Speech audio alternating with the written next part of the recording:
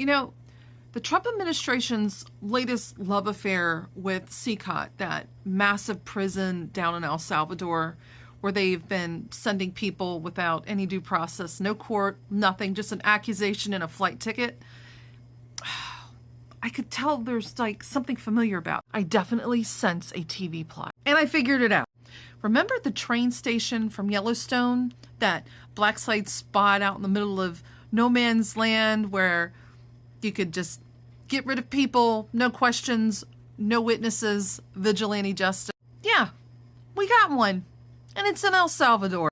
And according to many reports, we're not just dumping bad guys there, okay? Mothers, fathers, legal migrants within the United States. No lawyers, no phone calls, no proof of life, just putting them on a plane and sending them into oblivion where we'll never have to think about them again.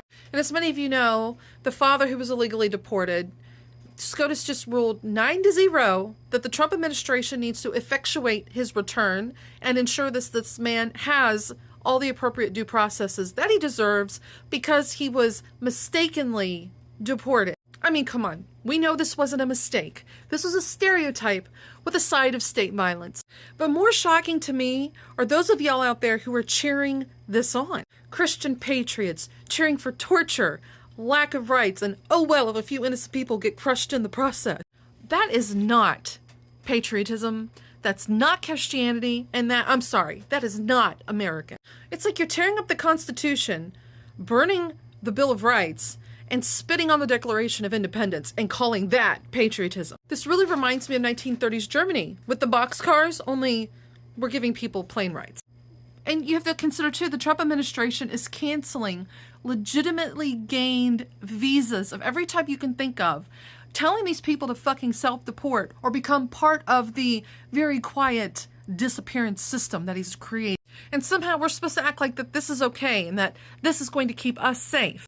And kind of like Great Britain with Australia, Trump is also publicly floating the idea of sending American prisoners there with the stipulation of they would be the very, very, very bad one. You know how many people get sent for life imprisonment, 30-year stints, or the unalive penalty, and then prove their innocence later? Do you know how many people don't survive in CCOT? In 2.5 years, they've had over 261 people unalive due to torture, abuse, and poor health conditions, hygiene and water and food. This is clearly fascism with a fresh coat of flag-waving paint, okay? And if you support this, you're supporting fascism. You're supporting taking away the human rights that our founding fathers fought for. Giving somebody due process does not mean that they're going to get away with crime. If you don't like the fact that they're sitting in prisons forever on due process, waiting on their court dates, then get more judges out there. You don't want people coming across the border without paperwork, or you don't want them coming in undocumented. Invest in our immigration system. Exclusion does not work. We have over 3.5 million backlogs of cases on the border right now because there's not enough judges.